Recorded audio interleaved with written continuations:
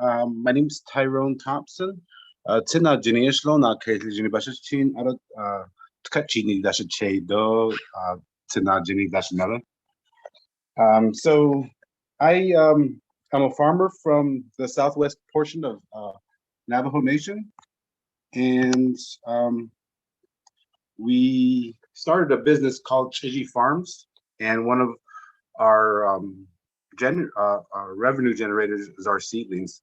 So today I'll be sharing how we start our seedlings here at our farm, and hopefully we pick something up. I did compose a video at the beginning of the pandemic, and it was how to do certain things like how to start your seedlings, how to do container gardeners, how to do drip irrigation or what have you.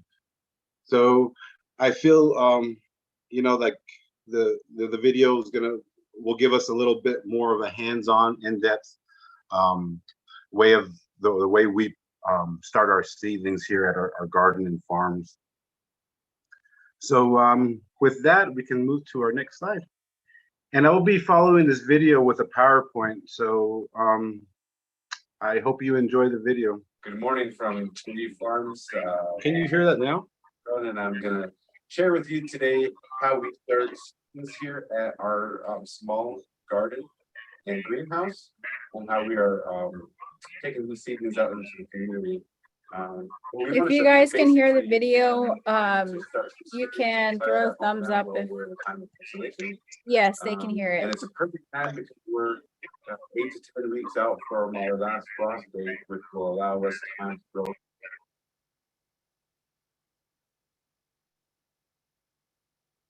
I'm talking about our last frost date there and getting things prepped, tools that will be needed, including the seeds. We do make homemade presses.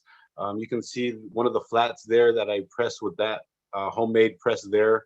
And that allows us to plant a lot of seeds on one tray, one 10-20 flat. And then I have the 3x3 pots there. And I'm showing you popsicle sticks with a Sharpie that we make sure that we label all of our seedlings, especially when you get down to like the peppers and the chilies. There's several different varieties of those different plants, and you don't want to get them mixed up. So labeling is very important, and it also gives you a date to go back to reflect on when you planted, and you could also dial those into a log if you're really getting into your gardens. So those are just more containers that I'm showing there. There's several different types of containers. There's the different types of plants. I wanted to demonstrate how to transplant, when to transplant. There's the tables, the growing tables that you see in the background that we have to haul water here at our farm. So we dump a 5-gallon bucket of water into our tables, which are lined with like some plastic liner. It's actually synthetic rolled roofing that we use to line our tables, and they are 2 feet by 8 feet long. And my tables can hold anywhere from a couple hundred to a couple thousand plants at any given time. And I'm showing different simple containers like egg containers. If you don't have a greenhouse, a rotisserie chicken container works for small gardens just to experiment with. I'm showing different hanging models of little greenhouses that we have inside of our greenhouses. And then again, the plant presses, this is just one variety of the plant press that we make here at the farm. We also make one for those 6-packs, which have several dibbles, I would call them, and it allows us to plant. So that tray there has over 20 lines, and each line I plant one seedling at every inch. So I can get over 220 plants on one of these small trays. And then once they germinate and they grow, I will transplant them up into like 6-pack. So I do a lot of my peppers like this. During this time of year when it's really cold, I like to take things inside next to the stove just to get them germinated. Our plants like to be germinated around between 70 and 80 degrees. And so I did demonstrate on how we did put some seeds down there, and now I'm covering it up with some soil. If any of you are familiar with mycorrhizae or inoculant, this is a good time to sprinkle a little inoculant on with a salt shaker. I also do a little compost, and I have a little bit of protein crumbles that I shake on at this time. And what the inoculant does is allow the seed to gather nutrients that it wouldn't usually have in the soil. So it's just something that boosts our seedling production here. So in the past few years, we've been able to grow upwards of 40,000 seedlings a year. And that is carefully planned out between our farms. We have our gardens, our hoop houses here at home, and then we have large farms along the Little Colorado River near Grand Falls.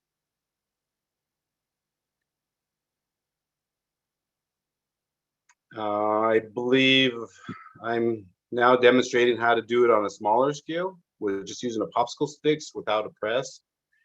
And one 3x3 tray can get me up to 15 to 20 seedlings I can plant in that small little area. So be mindful of how many seedlings you plant, because each seed is potentially one plant. So as it might be easy to plant a couple hundred seedlings, you'll have to have and allow space to be able to transplant up, and that's gonna take more space. Our 6-packs, we normally like to grow like a lot of chili peppers, our lettuces, just to get them big. These are some tomato plants that I'm showing here. The tomato plants, we like to pot them up into the 3x3s. And I call them 3x3s because they're 3x3 inches. And just because those root systems get very vigorous, and the tomato plant in itself likes to grow pretty fast and pretty large. So depending on how you're growing, we get our plants in a little bit earlier than everyone else. We use several different techniques. We use wall of waters. We have high tunnel hoop houses. That's another avenue of our business. Are the hoop houses. I think that's what a lot of people know us for as well. I'm showing self-watering containers. Again, started in the greenhouse very early. It really gives us a jump on our season. There's some more chili plants.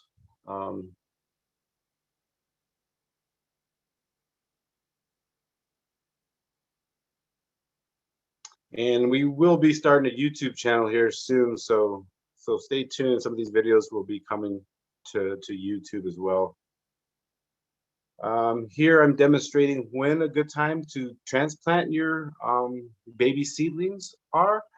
So when your seedlings germinate, when they pop out of the ground, they will grow a set of leaves. That'll be their first leaves. When is it time to transplant is when it gets its second set of leaves, which are its true leaves, and that's when we'll gently take it out of the place you started the seedling. And you've seen I use a popsicle stick there. You can also use like a fork, but I gently dug it out with the roots, and I got a hole ready in a 3x3, and I had a place to put it right away. And I gently set the root system down into the soil, and that's that. That was as easy as it gets. But it takes practice. There's different things with different seeds, and this presentation is geared more toward our vegetable production. So if you were to do, say, like fruit trees, that might be a different process. As we have some growing now, they go through a cold stratification process. So that would be something totally different than what we're doing by getting them started in the sun. Next slide, please.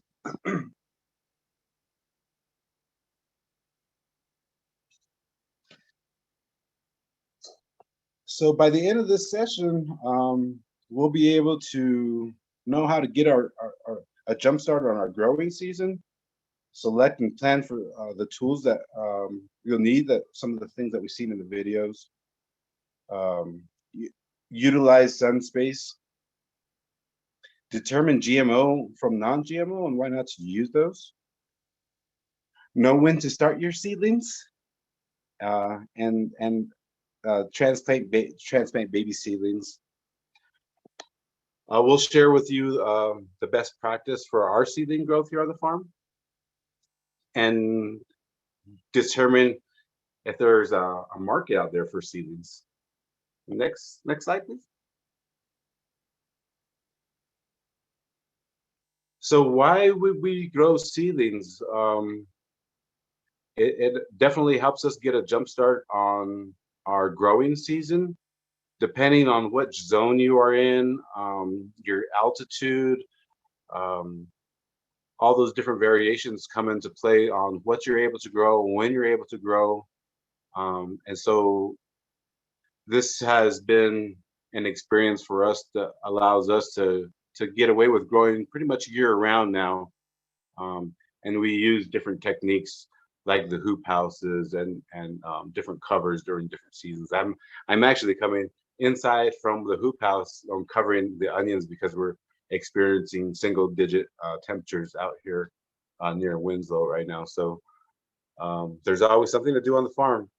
So during this time of year, by January, I usually like to acquire my seed and know if I have a market and what my customers are looking for and wanting and asking for, and what's kind of popular.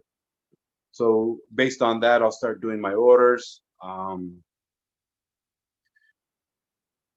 I prefer heirloom open pollinated seeds. A lot of what we grow here on the river are seeds that have been passed on from generation to generation. A lot of our native corn, beans, squash, and melons, that's what we plant and we share with folks out here. However, we do grow a variety, I believe over 40 different crops, ranging from brassicas, lettuces, peppers, cucumbers, tomatoes, what have you. So we do start ordering early. If you wanted to do onions early, that we start those in October. So it definitely gives you time right now while everything's kind of dormant and you have a little a breather, so to speak, before the growing season. It gives you time to plan for your market or for your garden, or both, like we do here. Next slide, please.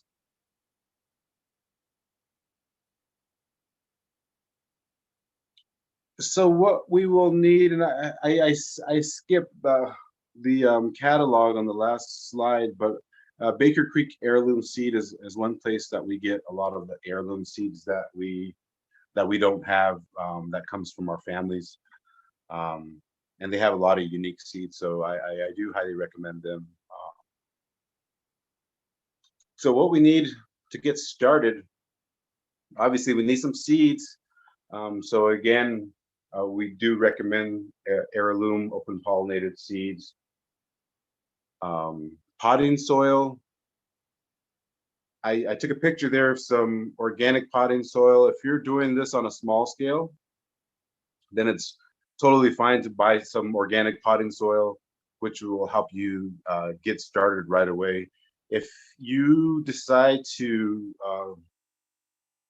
get into a larger scale, we do make a homemade potting soil, which consists of black cinder sand, lava that comes from our volcanoes, the lava rocks, but the cinder sand from that with peat moss, so 50-50 of that mix. We have a breakfast, lunch, and dinner mix which also composes of compost and some soil secrets as well.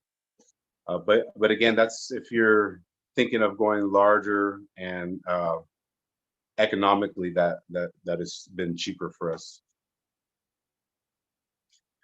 Containers, again, there's a lot of common containers like the 6-packs, the 3x3s, the 10-20 flats. The reason why they're called 10-20 flats is because they're 10 inches by 20 inches long. Common places you can order these from would be Greenhouse Megastore, Bootstrap Farmer, Johnny Seeds, and places like that. Again, not needed if you're on a small scale. If you're doing this in your backyard, you can use egg containers, egg cartons. I've seen people using, Dixie cups and what have you, and using recycled materials. So you don't necessarily need to go out and purchase a bulk of this material. Walmart, Target, different places like that sell little greenhouse kits. Again, not needed. You could also reuse pastry containers, anything with a clear lid. And it'll give you a good practice of what a greenhouse feels like. We have Sharpies and popsicle sticks on hand in cups nearby our growing spaces, just because we like to label everything. Again, there's several different varieties of chilies. There's several different varieties of tomatoes, lettuces. They're all different. So if you were to plant a cherry tomato, and that one of our interns comes in and wants to know what kind of tomato that is, if the stick just says tomato on there, it could be a Brandywine, it could be a Roma tomato. Only that tomato will know who he is, but the outside world won't. So it's very important that you do label your trays and your seedlings. So especially when you get to a larger scale, that you remember who's who and what's what, because oftentimes when those plants come out, they look very similar. Again, growing tables. Again, an option. I put that a question mark at the bottom. It just depends on your scale. We find these to be very handy. We use these to transport our plants to market. We actually have, there's 2 liners on there. We line them initially, covers the whole table. Then we have another little strip that goes inside. And so when you're pushing the trays back and forth and there's dirt and debris laying around, it doesn't puncture your tables. Our instructor used to use plastic to line her tables, but from all of the UV in these greenhouses, you're going to be lining your tables every year. So we've gone to, again, synthetic roll roofing. It's a little bit pricier, but we haven't had to line our tables in about 4 years now, and they're still going strong. So it's a good investment. We do grow a lot of seedlings, so we invest in the tables. Again, on a small scale, if you wanted to just use the 10-20 flats without holes, that will hold water as well, and you can pour a few cups of water in there and gauge how much you'll need of water from one 10-20 flat. But for our 8-foot tables, depending on the time of the year, I can use 5 to 10 gallons a week on my tables. Access to light. A lot of what we start is in our greenhouse. I do have, to the top of the left there's a little a growing light, which I do have by our wood stove inside. That just gives me a really good jump start on my chili plants, because anybody that has grown chili knows that it takes forever for them to get started and to grow. So those are one of our longer season plants that need a little extra attention, and for us to get a jump start, we need to get them started really early to allow us to bear fruit. But so far that has worked out really good for us. The other thing that I didn't add on this PowerPoint is heating mats. You could also use heating mats underneath some of your trays, again, depending on your scale. We refer to the calendar a lot. Some of these things are just kind of repetition now, to where we got it down to where we know when our last frost date is, what we can get away with, when to get started. So usually we will identify our last frost date. So for us, usually it's in the middle of May. But you know how things are getting weird these days. Sometimes it gets pushed back even further. So based on our last frost date is when we go back, depending on how long it takes that seed to germinate and to grow. We will start gauging, and then what kind of growing space do you have? Do you have a hoop house? Do you have a greenhouse? Do you have a cold frame? Do you have a low tunnel? Are you planting a wall of waters? So these are all things that help us extend our season. So wall of waters allows us 6 to 8 weeks on our growing season. So based on our last frost date, we can go back 6 to 8 weeks, and then I also have a hoop house. So then that gives me another 4 weeks that I can get away with putting plants in. So I can go all the way back into April. For April Fools, I could start planting my tomatoes in wall of waters in a hoop house, and be way ahead of the game as far as the growing season goes. I don't have to wait for my plants to come from anywhere else. And so I put tables down with a question mark just because, again, depending on your scale. A press, again, if you plan on scaling up, I recommend these press. We're going to invest in a vacuum seeder pretty soon, which allows us to do a lot more work with minimal input. So those are just some of the things that we use here that you could look into getting to get started on your growing season. Next slide, please.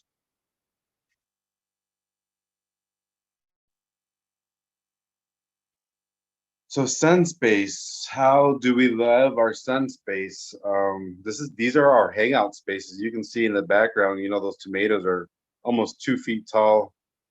I have to admit, our vegetables taste better than the stores. We have fresh veggies, fresh greens, fresh tomatoes. Our plants, I think, are even stronger and more vigorous than what we would buy from Walmart or some of the nurseries. That it just seems like we allow ourselves to get started so much earlier using some of these sun spaces.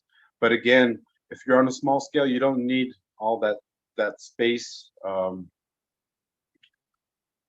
A south facing window is plenty to get a couple 6-packs of seedlings started at a time. Teaching in some of the schools with some of our students, we've used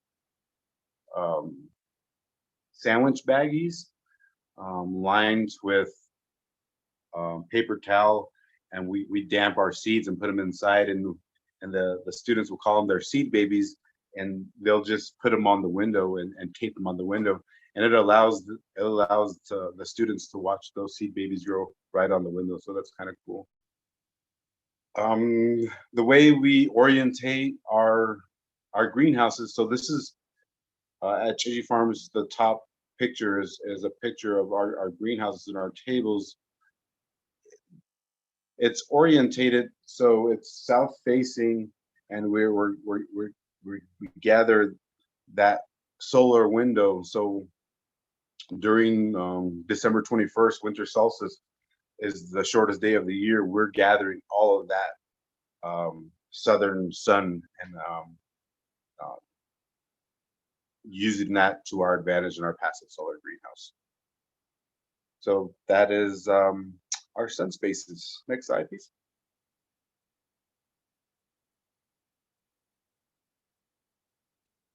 So GMO versus non-GMO.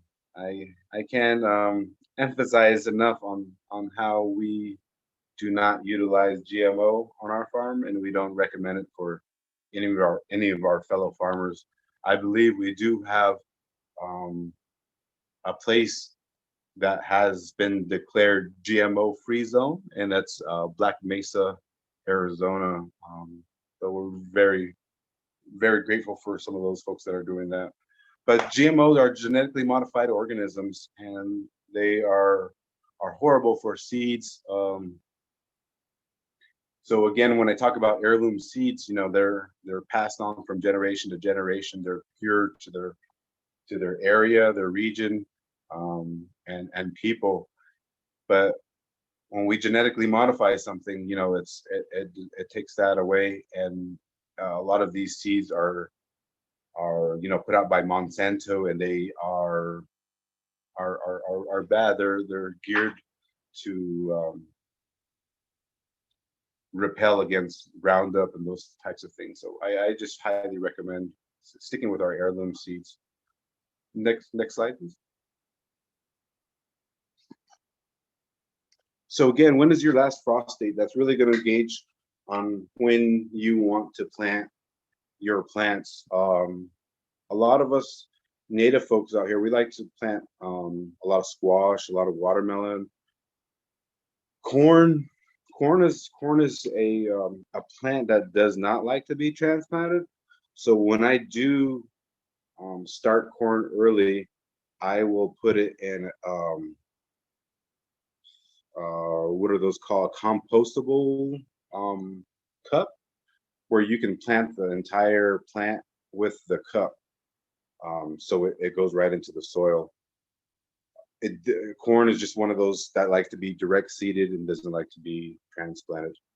So if you were planting, say, your squash, squash grows pretty fast. So I could start my squash, say, in the second week of April, and I will have an abundance to begin my May planting outside.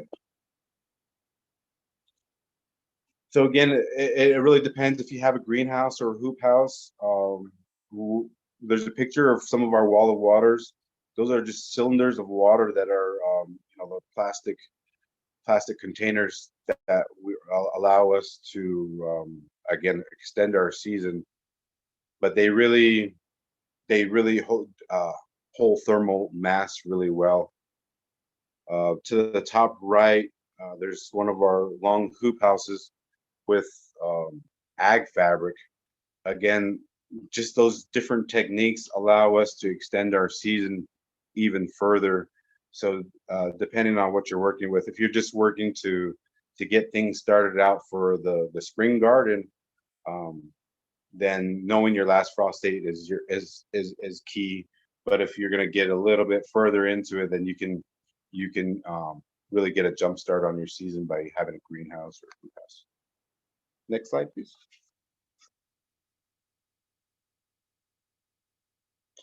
So transplanting your babies, I got a picture of here. This wasn't one of the greatest pictures of the seedling hull still on there. But again, I emphasize on transplanting your babies until it gets its first true leaves. So after your seed germinates, it pops out of the ground. It'll grow a set of leaves. That's its first leaves, but the second set of leaves is its true leaves. So it'll actually have 4 leaves, and that's when your baby is ready to transplant.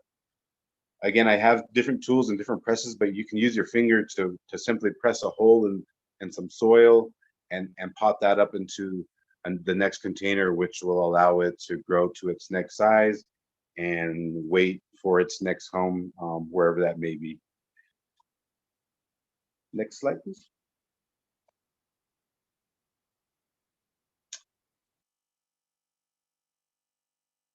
So I wanted to share just some of the best practice. So one of the biggest things that you could do is overwater, and what that will result in is some of your plants dampening off, and dampening off is what that little guy looks like on the bottom left there. you can see the beginning of where his stem is, where the stem was in the soil. It kind of just got really weak and dampened off there, and that will kill your plant, and it will. So I recommend observing how you're watering it. You know, letting it dry out a little bit, not too much, keeping it moist. It does. The seedlings will germinate, and they do like to stay moist, but they don't like to dry out so much. So what some of the gardeners say is it's nice to have your soil like a rinsed out sponge, not soaking wet, but not just moist, if that makes sense. The seeds like to germinate between 60 and 80 degrees. I find 70 degrees being optimal. We do have thermometers that we have throughout our greenhouses that show us the highs and lows um, of our different zones. So I also do recommend that depending on your scale. Again, if you're doing it inside, you know, your room temperature inside, where it's nice and comfy, that should be ideal for seedlings to start.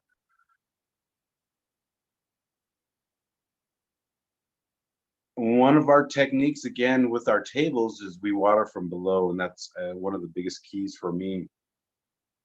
I find I don't damage a lot of seedlings by dumping a bucket of water on top of my soil, which will kind of just push everything all over the place. We intentionally have our trays that have holes in it, so we can pour a bucket of water into our tables and allow it to absorb from below rather than top watering.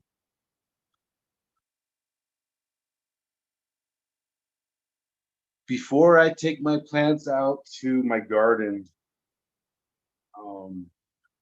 I live in Loop, Arizona, so it's we get in the spring, in April time, we get sandblasted. We get high winds, sometimes upward of 60 miles, 70 miles an hour. And so if you have a baby that you've been nurturing inside with these cushy temperatures and this nice lights, um, and it's not really getting sandblasted, then it's in for a rude awakening. So we like to harden our plants off, and there's different ways that you can do this.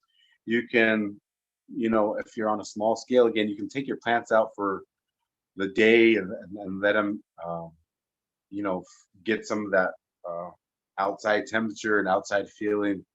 I recommend putting them in a secure place.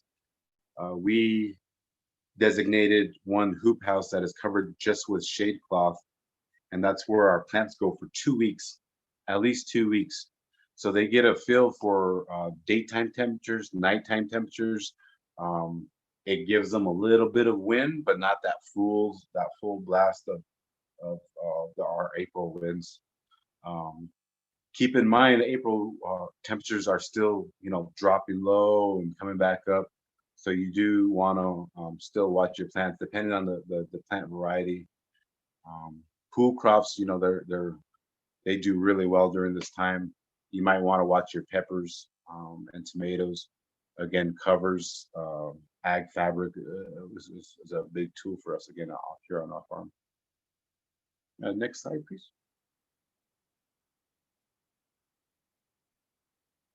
So is there a market? What we have found is there's a huge market for seedlings, a huge need, especially when it comes to our own native seedlings. I've seen a huge demand, even off res. So this is our Flagstaff Farmers Market, and we do 2 farmers markets, and we serve 1 restaurant. So it keeps us pretty busy.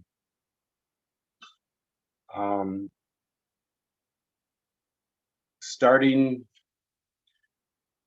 in agriculture, I started in agriculture in the early 2000s, and I found that some of our farms, they were kind of dormant, and so we were able to revitalize some of the old farms.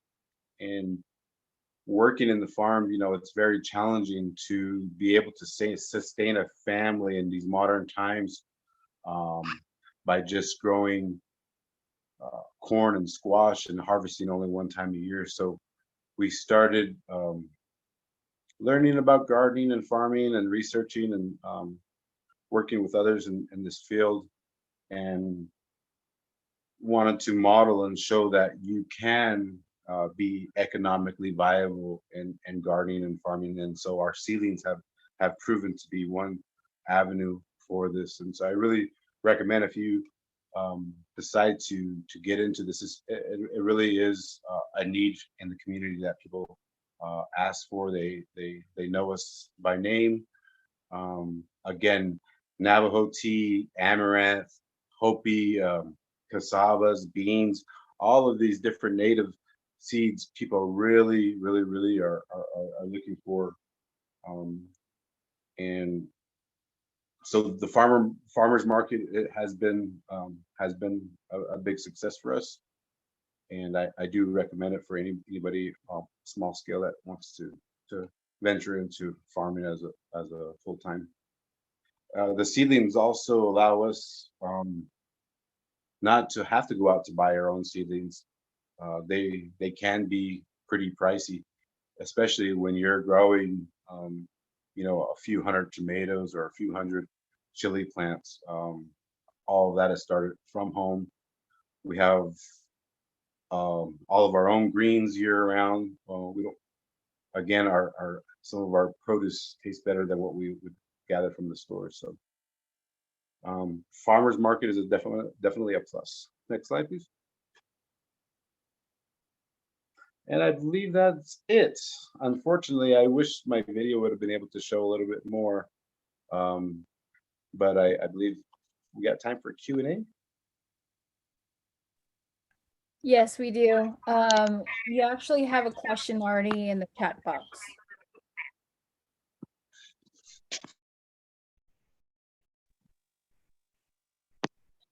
Okay, I'm trying to find the chat box. Oh, okay. Well, I can just read it for you. One of the audience, her name is Audrey. She asked if you can cover your breakfast, lunch, and dinner mix.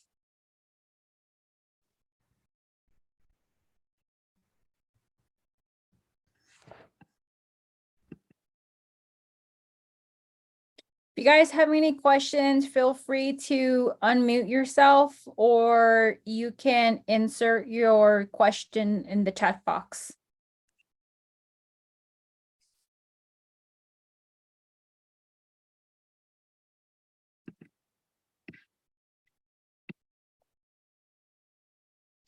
Well, before you guys all leave, we have a survey that we have developed, and it's has launched just right now. So you'll be receiving a pop-up of a survey. If you guys wouldn't mind filling that survey out for us of your understanding of this presentation before and after, would you provide the sort of techniques that Tyrone has shared with us into your farming or your gardening and so forth. And if you have any additional comments as far as what sort of presentations that you would like to see from us to be added to this year's weekly webinars, feel free to add that in our comments. Yeah, so if you guys wouldn't mind filling that out, I would really appreciate it.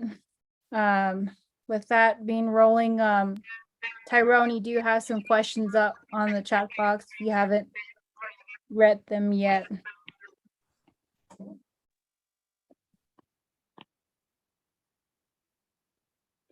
Just let me know and I can go ahead and read them to you. Okay, yeah, I found it. I'm sorry, I'm not really technically savvy. So yeah, I can cover the breakfast, lunch, and dinner mix. So our breakfast mix consists of 50% peat moss and 50% cinder sand. And what we do here is we have a sifter set up, and we'll run that through a sifter. which will give us a nice fine consistency. Our lunch mix will consist of a third peat moss, a third cinder sand, and a third of compost. And our dinner mix will consist of all three of those added. And this depends on what I'm growing. At this point I'll add different nutrients. And this goes in different stages. So when I'm just transplanting, I will use my breakfast mix, and then for transplanting I'll use my lunch mix, and for dinner mix I'll utilize that either when I'm transplanting or when I'm potting up bigger plants.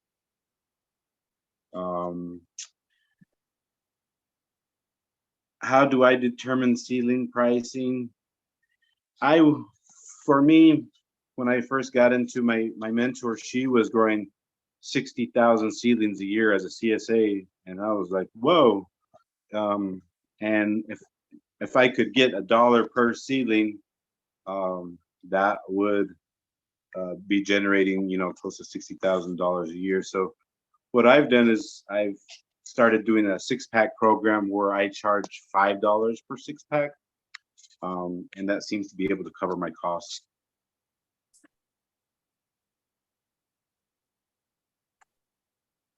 Am I interested in selling seedlings? Hi, Oakley. Yeah, absolutely. I believe you'll see us in Flagstaff. Again, we're going to be at the museum, farmers market, as well as the Flagstaff farmers market.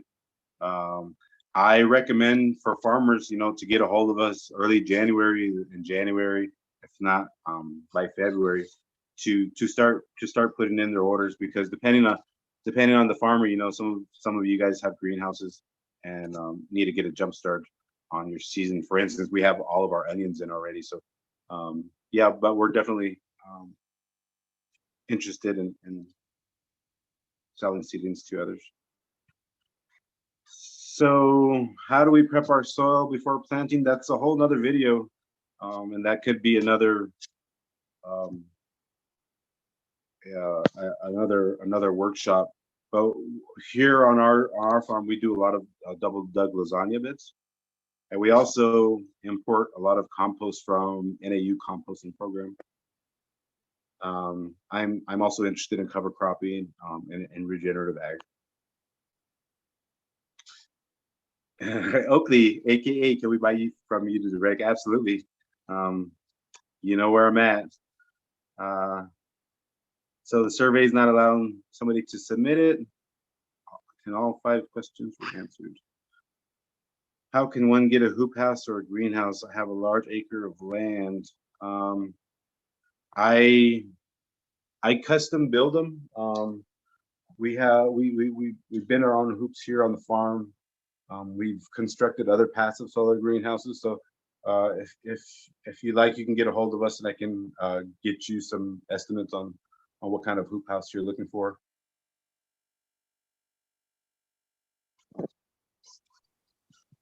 I know there's some programs out there that folks do write grants.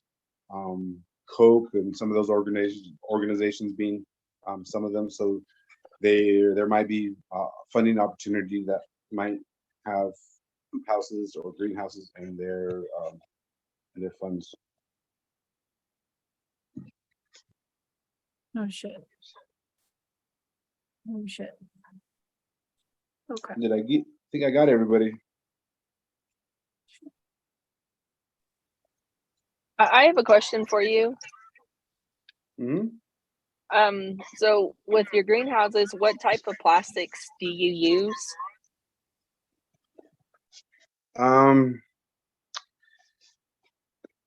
So for our hoop houses, we use either a 6mm or a 12mm plastic. Out here again, I recommend the shade cloth. It seems to be very useful for 3 times of the year: spring, summer, and fall. If we're going under plastic, then that allows us to grow year round. So I do have some that are covered with plastic and shade cloth, and some of them are just shade cloth. Our geodesic dome and our passive solar greenhouse, they are covered with polycarbonate, which allows sun rays to go back and forth, and it really makes my seedlings pretty strong, I feel like.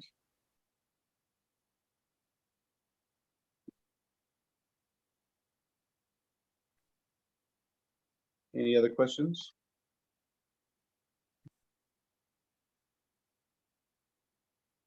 Okay, well, if there are no other questions, thank you all for using the chat box and going through that route to ask some questions. And I did resolve that one issue with the survey poll not submitting.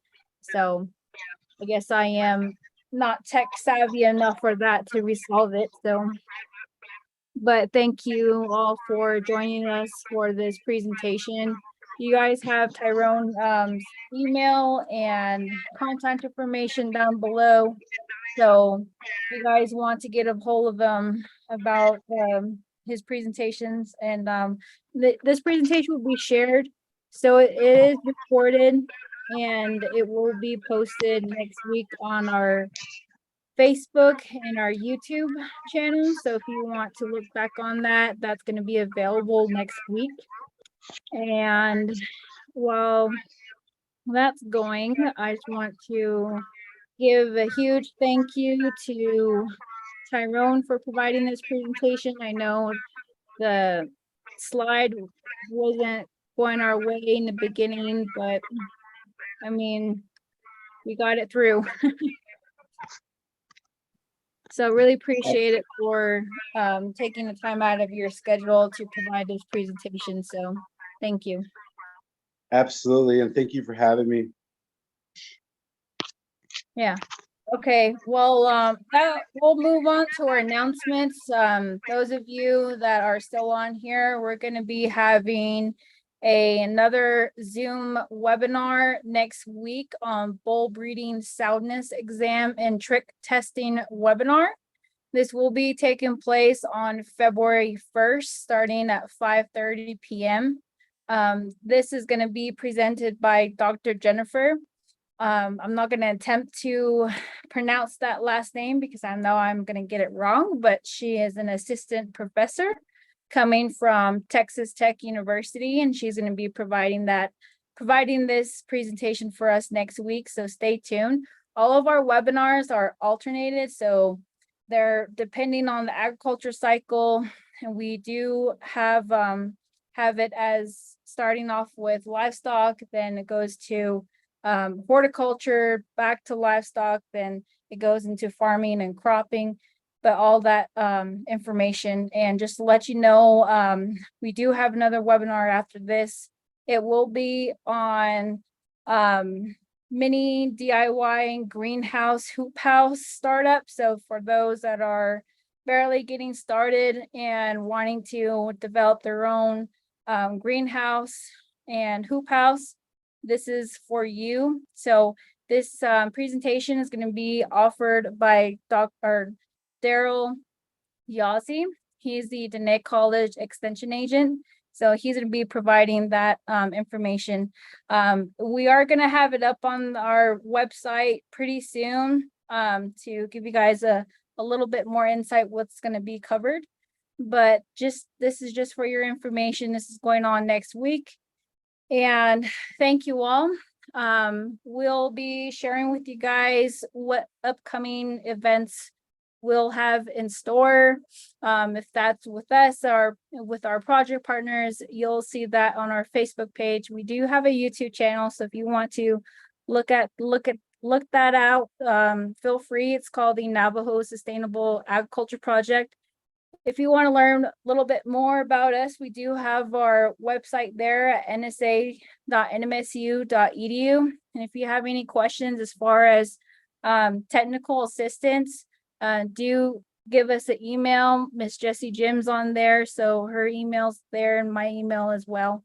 But I really appreciate you guys just tuning in tonight. So hopefully you guys all take back a lot of information with you and have a good rest of your night. Thank you.